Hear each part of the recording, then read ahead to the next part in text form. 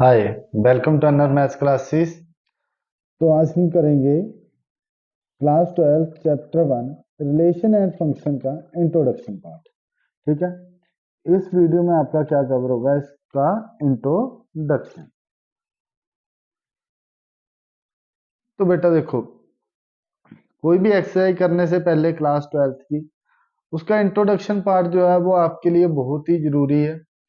उसको आपने बिल्कुल ढंग से देखना है। अगर आप इंट्रोडक्शन पार्ट जो है बिल्कुल समझ आता है आपको, तो आपकी जो एक्सरसाइज है वो इजीली सोल्व हो जाएगी।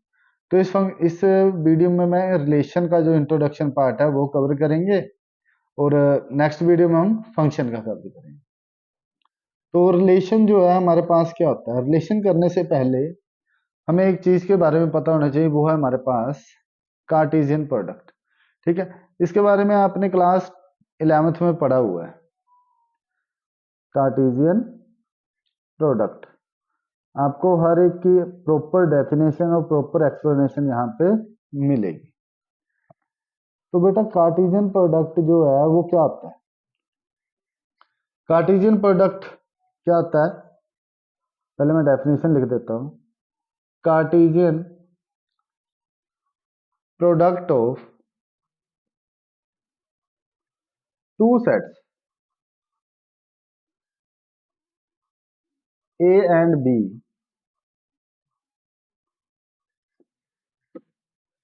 Is set of all order pair, set of all ordered pair.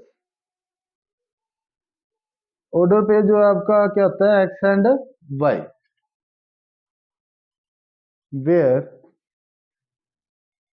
X is in A and y is in b. It is written as it is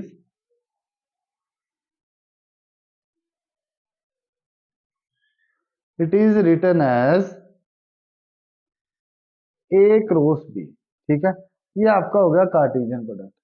Cartesian product जो है two sets का वो क्या होता है, ए and B आपके पास मान लो कि दो सेट्स है, और इसमें जितने ऑर्डर पेयर बनते हैं ना हमारे, वो सारे के सारे जो है वो कार्टेशियन प्रोडक्ट में आते हैं, और इसको हम लिखते क्या है, ए क्रॉस बी। आपको मैं इसकी एक एग्जांपल भी देता हूँ साथ में। एग्जाम्पल जो है आपके पास, मान लो कि आपके पास एक ए सेट आपको दिया हुआ है। सेट के बारे में आपको पता होना चाहिए कि क्लास 11th में आप पढ़ के आए हो। तो ए आपके सेट सेट है, और बी आपके पास एक सेट है, वो क्या है, 1,4,5। अब आपको इसकी कार्टेशियन प्रोडक्ट लिखनी है, तो बेटा कैसे लिखते हैं, इसी को हम ऑर्डर्ड पेयर भी बोलते हैं। ठीक है, क्या है, टू का 1 के साथ रिलेशन होगा, फिर टू को 4 के साथ, देन टू का हमारा 5 के साथ भी बनेगा। क्रॉस कर रहे हैं तो 3 और 1, 3 एंड 4, कोमा 3 एंड 5, ये सारा कुछ हमारा इसमें बनेगा। तो ये होती है हमारी कार्टेशियन प्रोडक्ट। आपने क्लास 11th में भी इसको किया है, एनआर मैथ्स क्लासेस पे आपको क्लास 11th में ये सारा कुछ मिल जाएगा, तो आप उस पर देख सकते हैं। तो अब जो मेन हमारा टॉपिक जो है जिसपे हम करेंगे, वो हमारे पास क्या है, रिलेशन, जो हमने क्लास 11th की एक्सरसाइज 1.1 में पढ़ने हैं। तो रिलेशन जो है मेरे पास वो क्या होते हैं, देखो मान के चलना है, let A and B be two sets. A and B जो है आपके पास दो सेट्स हैं, देन अ रिलेशन आर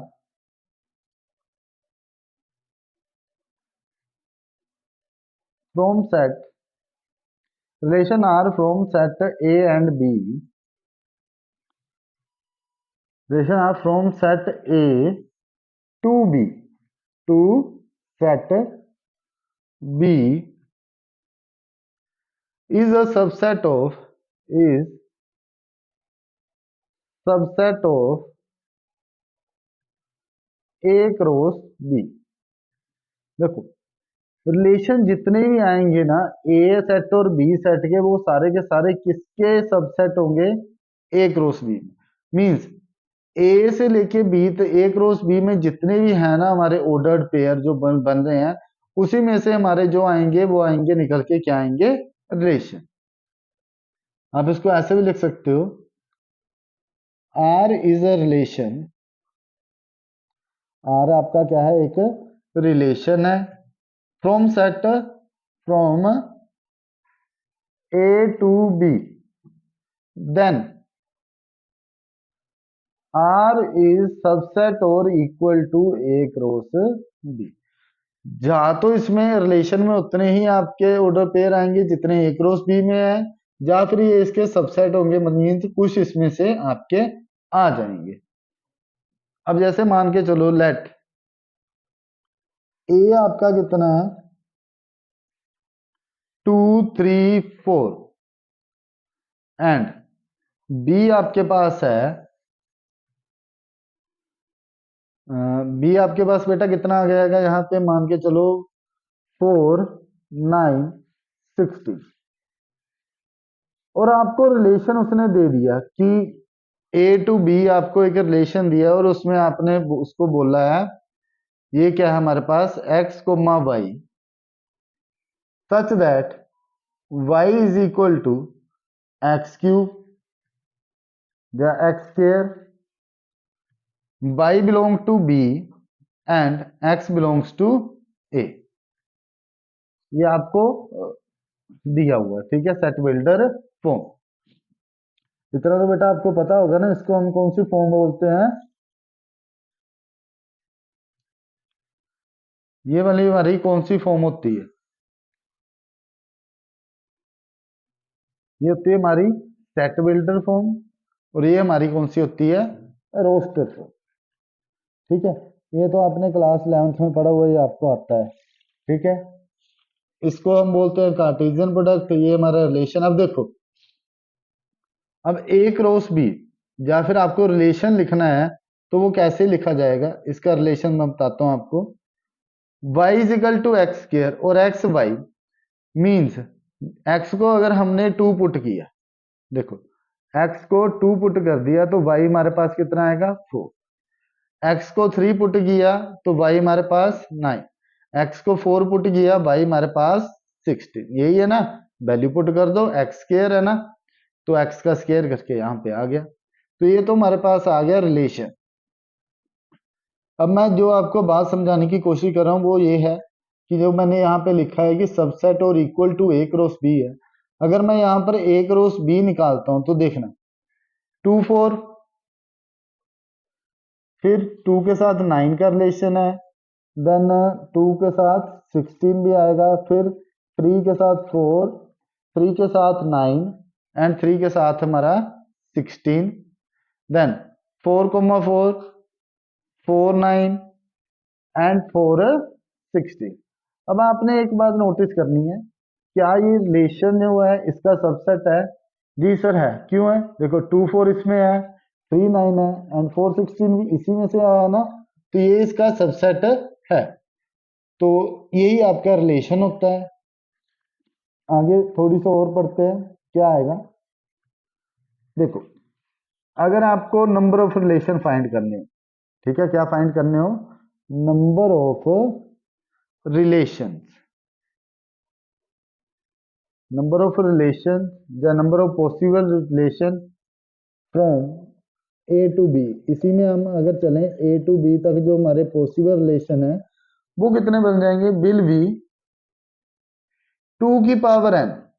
किसके इक्वल होते हैं? 2 की पावर n। और n यहाँ पे हमारा क्या होता है? n is equal to n into A cross B, means number of orders pair in A cross B. लिख भी सकते हो, क्या है? Is equal to number of ordered pair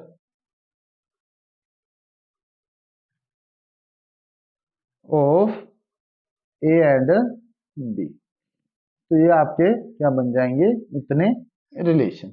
इससे आपको फाइंड आप इजीली कर सकते हैं। नेक्स्ट पेज पे करता हूं। तो अब बेटा हम रिलेशन को कितने टाइम में लिख सकते हैं, ठीक है, या फिर इसको हम पहले लिख के चलते हैं। Methods of writing a relation. Relation को लिखने के कौन कौन से मेथड? तो सिंपल है। A relation can be represented can be represented एक second, can be represented either in roster form, either in roster form और इन सेट बिल्डर फॉर्म। या तो इसको हम रोस्टर फॉर्म में लिख सकते हैं या फिर इसको हम सेट बिल्डर फॉर्म में लिख सकते हैं। देखो रोस्टर फॉर्म आपके पास क्या है, मान के चलो let A is equal to, A जो है हमारा वो क्या आ जाएगा, 1 2 3 4 एंड बी, सेट बी जो है वो हमारे पास मान के चलो क्या है 1 4 9 एंड 16। तो रिलेशन जो है ए टू बी उसको हम ऐसे करेंगे कि एक्स कोमा वाई है हमारे पास जो हमने पीछे अभी लिखा है, और वाई इज इक्वल टू किसके इक्वल है, एक्स स्क्वायर के, such that Y belongs to B and X belongs to A. Simple है कि y जो है वो b को बिलोंग करेगा और x की वैल्यू जो है वो a से आएंगी, आपकी सेट a से आएंगी। तो इसको हम बोलते हैं रोस्टर फॉर्म, ठीक है, नहीं इसको नहीं, इसको हम बोलते हैं सेट बिल्डर फॉर्म। ये हमारी सेट बिल्डर फॉर्म है, इससे हमारा सेट बनेगा। अब इसका जब हम रिलेशन निकाल लेंगे तो हमारे पास क्या आएगा 1,1, 2 पुट करेंगे तो हमारे पास कितना आ जाएगा 2 का स्क्वायर 4, देन 3 पुट करेंगे 3 का स्क्वायर 9, देन 4 पुट करेंगे 4 का स्क्वायर 16। तो इस फॉर्म को हम बोलते हैं सेट बिल्डर, सॉरी मैं गलत लिख रहा हूँ बार बार। सेट बिल्डर आपकी ये फॉर्म है, ये आपकी कौन सी है, रोस्टर फॉर्म। इसको आपने बड़े ही ध्यान से देखना है, सेट बिल्डर और रोस्टर फॉर्म में आपने कंफ्यूज नहीं होना है। अगर आपके ये थोड़ा सा सर के ऊपर से भी जाए बेटा तो इसको वीडियो को एक बार दोबारा जरूर देखना, क्योंकि +1 और +2 में बच्चों को सेट्स और रिलेशन एंड फंक्शन में ही ज़्यादा कंफ्यूजन होती है। तो इस कंफ्यूजन को आप एनआर मैथ्स क्लासेस से आपकी हर एक कंफ्यूजन जो है वो क्लियर हो जाएगी। आपने इस वीडियो को दोबारा जरूर देख लेना एक बार, अगर 90% से लेके आपका क्लियर हो जाएगा वन टाइम में। अगर नहीं होता बेटा तो इस वीडियो को एक बार दोबारा जरूर देखें, ठीक है, आपका फुल्ली क्लियर हो जाएगा। अब इसमें एक और चीजें आती हैं जो आपने +1 में पढ़ी होती हैं, डोमेन होती है, ठीक है जी सर। डोमेन क्या होती है, मान लो आपके पास ना ये एक ऑर्डर्ड पेयर है, ऑर्डर्ड पेयर आपका ऐसे लिखते हैं, यही है 2,4 है। इसका मतलब क्या होता है, फर्स्ट एलिमेंट जो x होता है y आपका सेकंड होता है, ठीक है। तो डोमेन क्या होता है, फर्स्ट एलिमेंट क्या होता है, फर्स्ट एलिमेंट ऑफ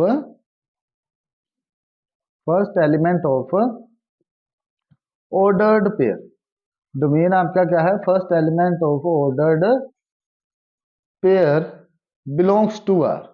जो आपका रिलेशन में होगा ना बिलोंग्स उसको करेगा, वो आपका फर्स्ट एलिमेंट जो ऑर्डर पेयर का है वो आपका क्या है, डोमेन है। फिर हमारे पास आता है बेटा एक रेंज, +1 में भी आपने इसको पढ़ा है, अभी तक तो मैं +1 का ही करवा रहा हूँ, ठीक है। ये क्या होता है बेटा, सेकेंड एलिमेंट ऑफ ऑर्डर पे। रेंज हमेशा ही सेकेंड एलिमेंट होती है किसका, ऑर्डर्ड पे का, second element of ordered pair belongs to R, R को ये बिलोंग कर, ठीक है। अब अगर मैं यहाँ पे देखूं कि मेरा जो रिलेशन में सेकंड एलिमेंट वो कौन कौन से हैं, 1 4 9 60। तो ये मेरे पास क्या है, इसकी रेंज है। और अगर मुझे डोमेन देखनी है तो मैं 1 2 3 एंड 4 आपका देख लूँ। फिर हमारे पास थर्ड जो आता है वो क्या आता है बेटा, कोडोमेन। क्या आता है, कोडोमेन। कोडोमेन हमारे पास क्या होती है, let R be a relation, R be a relation, कि हमारा जो है आर एक को रिलेशन है from A to B, from A to B, then all element of B, जितने भी एलिमेंट है ना बी के, वो आपके क्या होते हैं, आर कोड में। इसकी मैं आपको एग्जांपल भी साथ साथ में मैं लिख ही देता हूँ। अब डोमेन आपकी मान के चलो, यही हम सेट मान के चलते हैं, ठीक है। डोमेन आपका क्या होगा, फर्स्ट एलिमेंट, रिलेशन आपका आ गया ना, ये आपका रिलेशन फाइंड आउट हमने कर लिया। तो फर्स्ट एलिमेंट 1 है, फिर 2 है, 3 है, देन 4 है। Second element of order pair means 1 4 9 16, ये आपकी डोमेन है। अब उसने बोल दिया कि कोड डोमेन सिर्फ और सिर्फ बी के एलिमेंट लेने हैं। बी के एलिमेंट हमारे पास क्या है, 1 4 9 एंड 16, ठीक है। तो ये हमारे पास क्या है, कोड में। आई होप कि आपको यहां तक जो है अच्छे से अंडरस्टैंड हो चुका होगा। तो अभी हम इस चैप्टर के बारे में पढ़ते हैं, जो कि हम अभी पढ़ना शुरू करते हैं कि रिलेशन क्या होगा, रिलेशन क्या होगा या फिर रिलेशन क्या होता है। तो देखो बेटा, टाइप्स ऑफ रिलेशन, रिलेशन तो हमने पढ़ लिया ना, अब हम पढ़ेंगे इसकी types, types of relation. Important है, इन्हीं टाइप्स के ऊपर आपका पूरा का पूरा चैप्टर जो है वो बेस्ड है, एक्सरसाइज 1.1। अगर आपको ये आ गया तो आपकी एक्सरसाइज 1.1 सोल्व हो जाएगी। फर्स्ट आपका जो है वो होता है आपका एम्पटी रिलेशन, एम्पटी रिलेशन। अब कई बच्चे सोचते हैं सर ये इंट्रोडक्शन वीडियो क्या करनी है। बेटा अगर आपने ये इंट्रोडक्शन नहीं पढ़ी तो आपका जो चैप्टर है वो आपसे नहीं होगा, क्योंकि इंट्रोडक्शन जो है मोस्ट इंपॉर्टेंट है, मस्ट है। इसको करके चलो, यहीं से 1 1 मार्क्स के आपके क्वेश्चन बनते हैं पेपर में। फिर बच्चे क्या करते हैं, 1 1 मार्क्स के छोड़ देते हैं। नहीं छूटेगा आपका क्वेश्चन अगर आप एनआर मैथ्स क्लासेस पढ़ रहे हो। तो एम्पटी रिलेशन, इनकी सारी की सारी डेफिनेशंस आपके माइंड में होनी चाहिए, याद कर लो इनको। अ रिलेशन, एम्पटी रिलेशन क्या है, a relation R from A to B. मैं यही आपकी जो एग्जांपल है वो लेके चल रहा हूं कि ए टू बी है, is called an empty relation,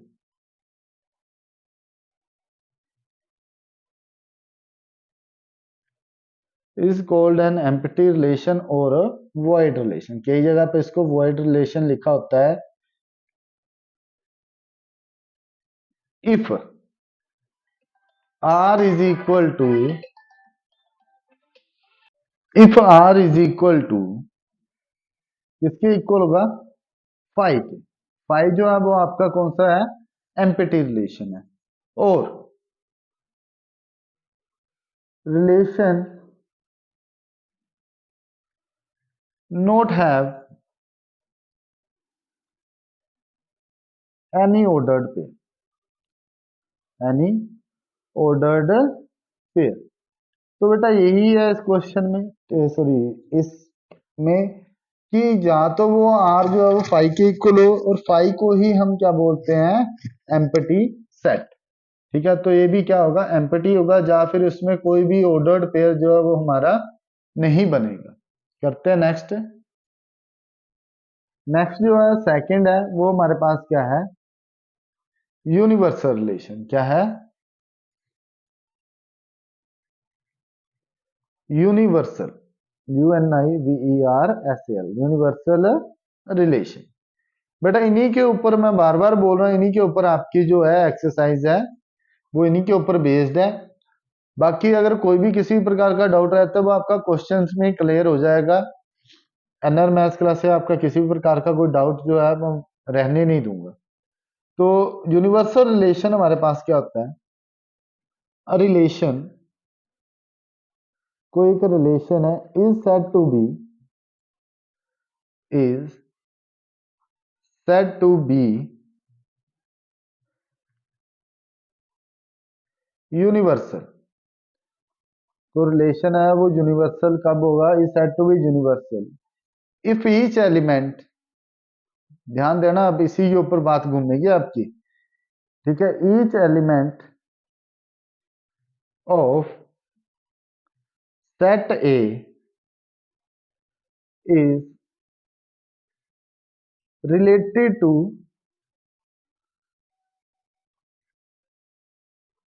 every element of every elements of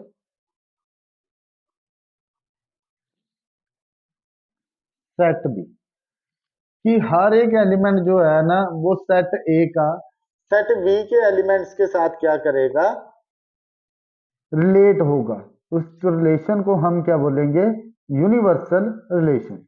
मैं आपको यहाँ पे ज्यादा एग्जांपल्स वगैरह नहीं दे रहा, इनकी मैं देने को दे सकता हूँ, क्योंकि वीडियो जो है वो बहुत लेंथी हो जाएगी अगर मैं एग्जांपल देने लगा, ठीक है। तो आपने फिलहाल इसमें बारे में पढ़ना है और डेफिनेशंस करनी है एग्जांपल के तौर पे, जो है अब हम क्वेश्चन मैं आपको कराऊंगा, वहां से आपको ये समझ आ जाएगा। दूसरा तीसरा है हमारे पास आइडेंटिटी रिलेशन, ठीक है। तो बेटा आइडेंटिटी रिलेशंस कौन कौन से होते हैं?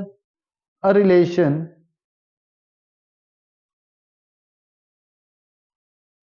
Is said to be, relation is said, a relation are on set A, कि आर रिलेशन है कोई सेट ए पे and B is said to be identity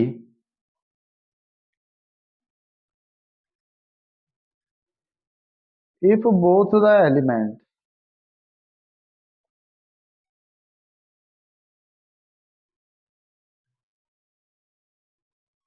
if both the element of set, देखो, if both the element of ordered pair, मैं लिख देता हूँ एक बार फिर मैं आपको समझाता हूँ। if both the element of ordered pair are same, देखो आइडेंटिटी क्या होती है? आपकी इमेज, मान लो कि आप मिरर में देख रहे हो तो सेम आपकी इमेज आपको मिरर में दोबारा से दिखाई देती है। तो क्या बोल रहा है इसमें कि दो सेट है हमारे पास, set A and set B, उनको हम आइडेंटिटी रिलेशन में कब बोलेंगे? कि जब उनके ऑर्डर्ड पेयर जो है वो क्या होंगे? Same. Both the element of ordered pair are same, दोनों के दोनों सेम होंगे। देखो ए जो है आपके पास वो है 1 2 3 4, इसकी मैं एग्जांपल आपको दे देता हूं, नहीं तो आप बोलोगे सर आप ये भी एग्जांपल नहीं करवा रहे। तो बी आपके पास क्या है? ये भी आपके पास 1 2 3 4 है। और रिलेशन आपको क्या बोल रहा है? देखो A comma B such that A is equal to B and A belongs to, छोटा ए जो बड़ा भाई ए से बिलोंग करेगा, comma B belongs to capital B. तो आपके पास जो रिलेशन निकल के आएगा वो क्या आ जाएगा? क्या आ गया? 1 1 देन 2 2 देन 3 3 देन 4 4। मैं सारे नहीं लिख रहा बेटा, रिलेशन नहीं लिख रहा हूँ, कि ये दोनों जो है वो सेम होने चाहिए। ए इज इक्वल टू, मैं 1 भरता हूँ 1 आ रहा है, 2 भरूंगा तो 2 आएगा। देखो 3 भरेंगे तो 3 आएगा, 4 भरेंगे तो 4 ही आएगा, क्योंकि दोनों के दोनों क्या है? इक्वल। जो आप दूसरा है ना कि इनको सर बाकी क्यों नहीं लिखे, ये बाकी इसलिए नहीं लिखे क्योंकि वो कार्टेशियन प्रोडक्ट है, ठीक है। तो रिलेशन जो है वो उसका सबसेट होते हैं, ठीक है। पूरा वो नहीं होता कार्टेशियन, या तो सेम पूरा वही आएगा या फिर उससे सबसेट होंगे, ठीक है। तो ये आपका रिलेशन है। देखो दोनों के दोनों सेम है ना आपके, इक्वल, बिल्कुल मिरर इमेज की तरह। फोर्थ नंबर पे आपका आ जाएगा रिफ्लेक्सिव रिलेशन। क्या आएगा? Reflexive relation. तो ये रिलेशन जो है वो बहुत ही ज्यादा इंपॉर्टेंट है। इसके बाद आपका सिमेट्रिक और फिर आपका आएगा ट्रांजिस्टिव। इन तीनों रिलेशंस के ऊपर, ये तीन रिलेशन है, इन तीनों रिलेशन के ऊपर आपकी ये जो है एक्सरसाइज 1.1 आपकी पूरी घूमेगी। ठीक है, बाकी भी यूज होंगे बट बहुत कम। इनका जो है इन्हीं के ऊपर आपकी एक्सरसाइज है, इनको बहुत अच्छे से कर लो। बाकी क्वेश्चन करेंगे तो आपके सारे के सारे डाउट जो है वो क्लियर हो जाएंगे। A relation R in a set A, किसी सेट में रिलेशन ए है, आर के साथ जो सेट ए में रिलेशन है इज कॉल्ड रिफ्लेक्सिव। कब बोलेंगे इसको हम reflexive? If every element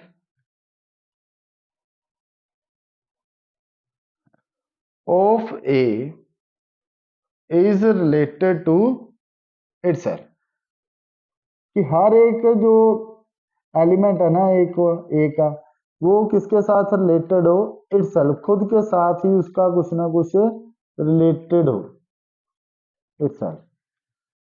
that is A comma A belongs to R, कि दोनों के दोनों सेम ही हो, बिल्कुल आइडेंटिटी रिलेशन की तरह ही होता है। रिफ्लेक्सिव, रिफ्लेक्सिव आपको पता ही है कि रिफ्लेक्सिव का जो मीनिंग है वो सिर्फ same to same identity relation की तरह ही होता है। फिर आपका आएगा सिमेट्रिक रिलेशन।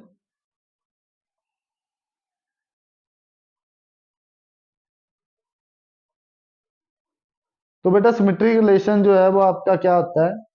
एक ऐसा रिलेशन होता है, तो मैं पहले लिख देता हूं, relation are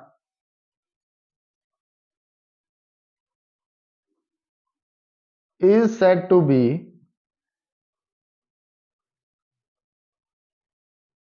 symmetric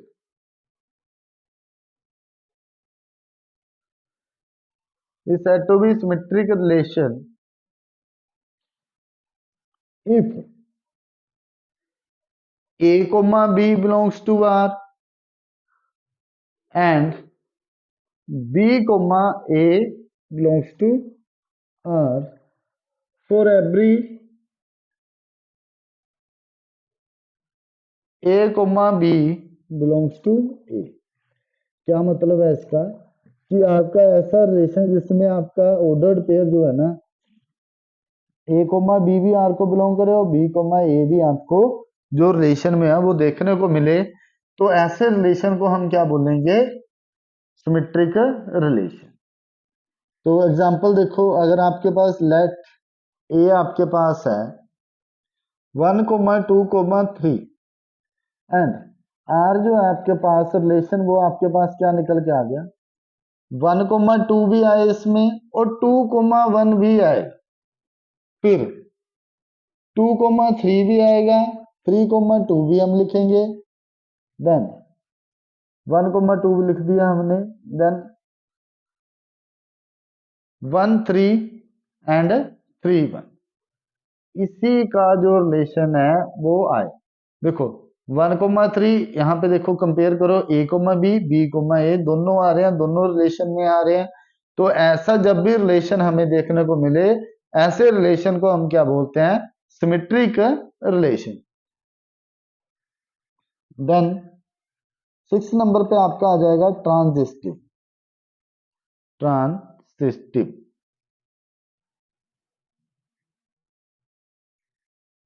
transitive, transitive relation. Transitive relation जो है वो आपका क्या होता है? A relation is said to be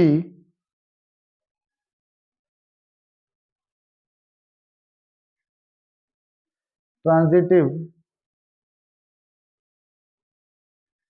if a comma b belongs to r and b comma c belongs to r and बोलता कि अगर ए कोमा बी बिलोंग कर रहा है आर को, बी और सी भी आर को बिलोंग कर रहे हैं, तो ए और सी भी आपके क्या करेंगे, बिलोंग्स करेंगे किसको, आर को। For every A comma B comma C belongs to R. ठीक है, ये मस्ट है कि अगर ए बी जो है आर को बिलोंग कर रहा है, बी सी जो है आर को बिलोंग कर रहा है, तो आपका ए कोमा सी भी आर को ही बिलोंग करेगा। ठीक है, ऐसे रिलेशन को हम क्या बोलते हैं, ट्रांजिटिव रिलेशन। एग्जाम्पल लेट कर लो, ए जो है आपके पास वो आ गया 1,2,3, तो रिलेशन जो है आपका क्या बनेगा, 1 का 2 के साथ रिलेशन ए कोमा बी, देन 2 का 3 के साथ। ठीक है जी सर। अब उसने बोला है कि ए कोमा सी भी रिलेशन में है, तो ऐसे अगर हमें कोई रिलेशन देखने को मिले तो बेटा झट से उसको बोल देना है आपने क्विकली एक्शन ऐसे कि सर ये कौन सा रिलेशन है, ट्रांजिटिव रिलेशन है। अब सेवंथ आप देखो, लास्ट है आपका रिलेशन इक्विवेलेंस रिलेशन। तो इक्विवेलेंस रिलेशन आपका क्या होता है उसके बारे में देखते हैं। ठीक है, लास्ट है तो मैं इसी पे कर रहा हूं। इफ अ रिलेशन, कि अगर कोई रिलेशन जो है इज रिफ्लेक्सिव कोमा सिमेट्रिक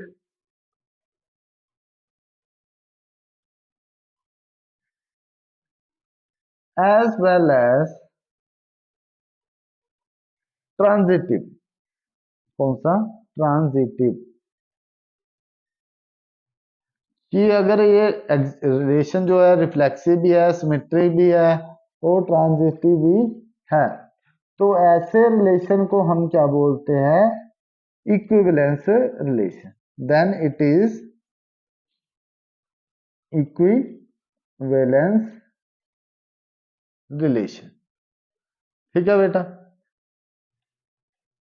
ये जो है ना, ये लास्ट वाले जो तीन है ये वेरी इंपॉर्टेंट है इस एक्सरसाइज को करने के लिए।